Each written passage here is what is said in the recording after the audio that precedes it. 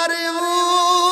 উজাব মাথায় লইয়া আল্লাহ ডাকতেছি মাফ করে দে মাবুদা আল্লাহ ইলাহি আল্লাহ মাফ কইরা দেন মাবুদা আল্লাহ ইলাহি মফজুদি নাহি কর বান্দারে বলো তো